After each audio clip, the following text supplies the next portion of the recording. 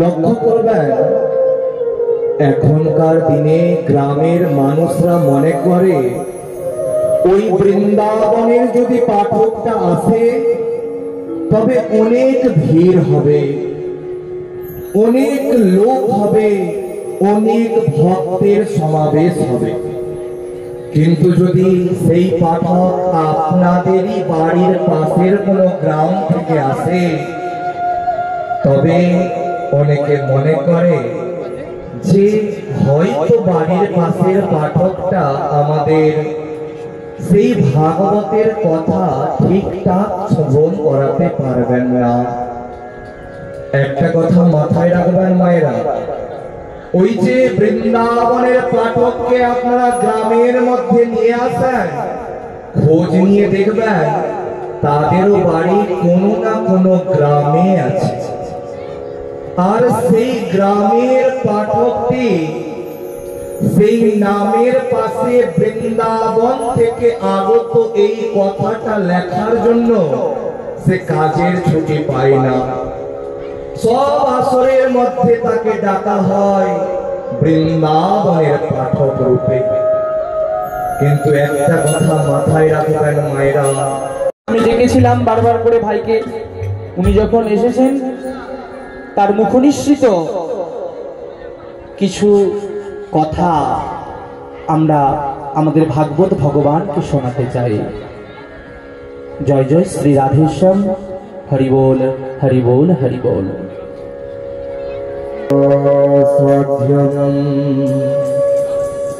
সাধনম যস্য রাধা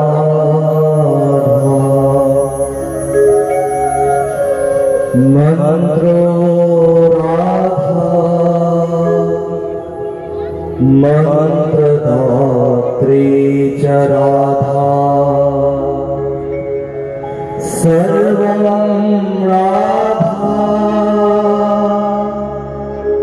জীবস্য রাধা রাধা বাচিকে তস্য শেষম।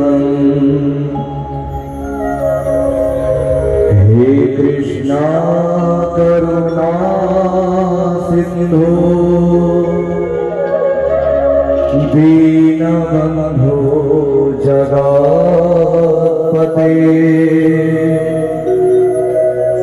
গোপেশ গোপিকাকান্ত রাধাকান্ত নমোস্তুতে। সবাই দুই বাহু তুলে উলুধ্বনি দেবেন, হরে কৃষ্ণ হরে কৃষ্ণ কৃষ্ণ কৃষ্ণ হরে হরে হরে রাম রাম রাম হরে হরে।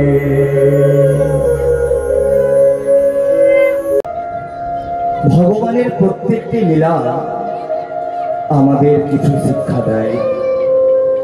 আমরা শুধুমাত্র আসরে বসলাম, একটু গল্প করলাম আর উঠে চলে গেলাম, এতে কিন্তু ভক্ত হওয়া যায় না। আপনারা এক উত্তম পাঠকের মুখ নিঃসৃত ভাগবতী বার্তা কথা শ্রবণ করছেন। লক্ষ্য করবেন, এখনকার দিনে গ্রামের মানুষরা মনে করে ওই বৃন্দাবনের যদি পাঠকটা আসে তবে অনেক ভিড় হবে, অনেক লোক হবে, অনেক ভক্তের সমাবেশ হবে। কিন্তু যদি সেই পাঠক আপনাদেরই বাড়ির পাশের কোনো গ্রাম থেকে আসে তবে অনেকে মনে করে যে হয়তো বাড়ির পাশের পাঠকটা আমাদের সেই ভাগবতের কথা ঠিকঠাক শ্রবণ করাতে পারবেন না। একটা কথা মাথায় রাখবেন মায়েরা, ওই যে বৃন্দাবনের পাঠককে আপনারা গ্রামের মধ্যে নিয়ে আসেন, খোঁজ নিয়ে দেখবেন তাদেরও বাড়ি কোনো না কোনো গ্রামে আছে। আর সেই গ্রামের পাঠকটি সেই নামের পাশে বৃন্দাবন থেকে আগত এই কথাটা লেখার জন্য সে কাজের ছুটি পায় না। সব আসরের মধ্যে তাকে ডাকা হয় বৃন্দাবনের পাঠক রূপে।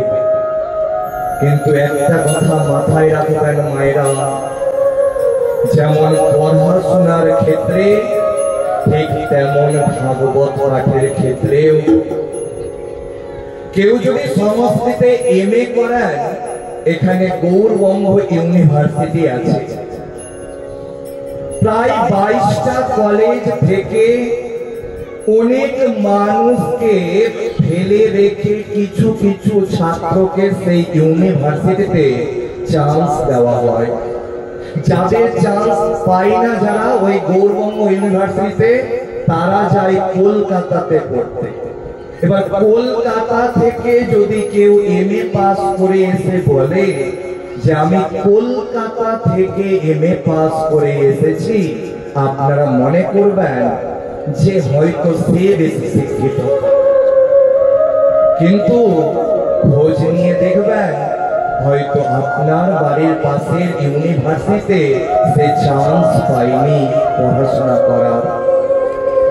ঠিক এইরকম ভাগবত পাঠকদের মধ্যেও কিছু কিছু ভাগবত পাঠক আছেন শুধুমাত্র কিছু বড় গুরুদেবের কাছ থেকে দীক্ষাপ্রাপ্ত বা বৃন্দাবনের পাঠক রূপে নিজেদেরকে পরিচয় দিয়ে শুধুমাত্র আসরের মধ্যে ভাগবত পাঠ করেন। এবং আপনারা ওই বাড়ির পাশের পাঠককে 8,000 9,000 টাকা দিন দিতে, বাপরে এত টাকা দিন নেবে, কিন্তু সেই সব বাইরের কীর্তনিয়াগণকে 80,000 90,000 টাকা দিয়ে পালা করাতে আপনারা কিন্তু পারবেন। আর পালাতে কি শুনবেন? জুতা কোথায় রাখতে হয়, ঝাঁটাটা কোথায় রাখতে গেলে বউ শাশুড়ির মধ্যে ঝগড়াটা হবে না।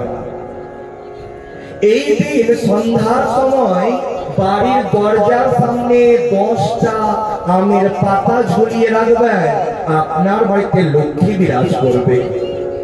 আর এই সব শুনতে মায়েরা কিন্তু খুব ভালোবাসেন। কিন্তু আমি যখন থেকে এই আসরের মধ্যে প্রবেশ করেছি, দাদার মুখে একটা ব্যর্থ কোনো কথা আমি এখন পর্যন্ত শ্রবণ করিনি।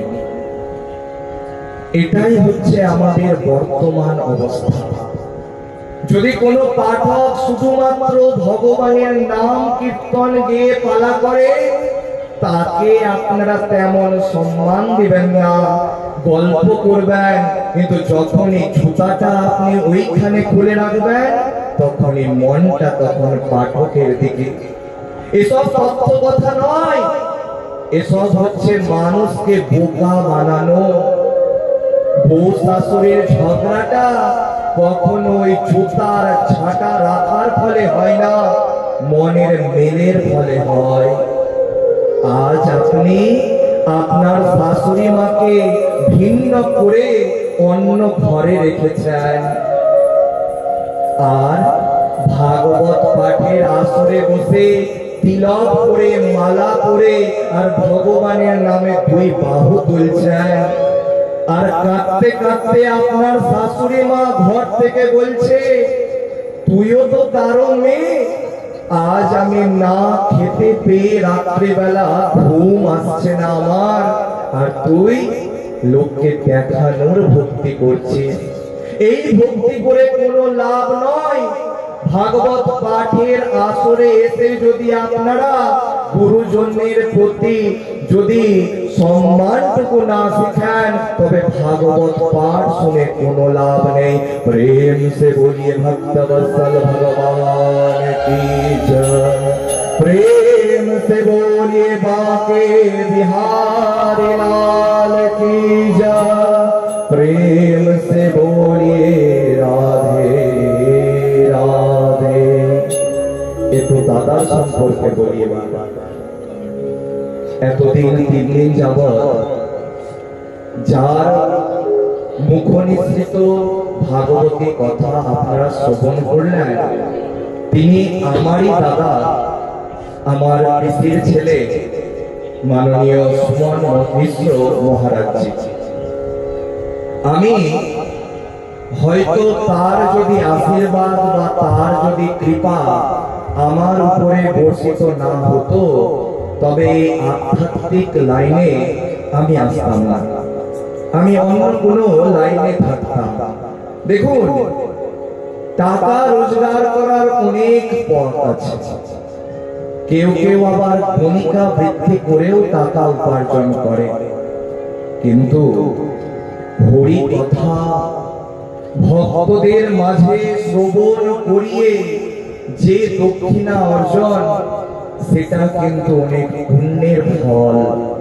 কারণ যদি গোবিন্দের কৃপা না থাকে, তবে এই ব্যাসপীঠে বসার সৌভাগ্য সবাই লাভ করতে পারে না।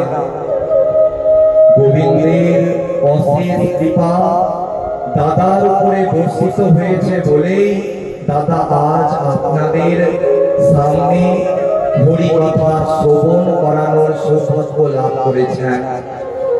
এবং দাদার অশেষ কৃপা আমার উপরে লাভ হয়েছে বলে আমিও কিন্তু হরি কথা শ্রবণ করানোর সৌভাগ্য লাভ করেছি। অতএব আপনারা দুই বাহু তুলে আমার দাদার প্রতি আশীর্বাদ করবেন উলুধ্বনি দিয়ে, যাতে আমার দাদার সবসময় শরীর ভালো থাকে, যাতে আপনাদের মাঝে সবসময় হরি কথা শ্রবণ করাতে পারেন।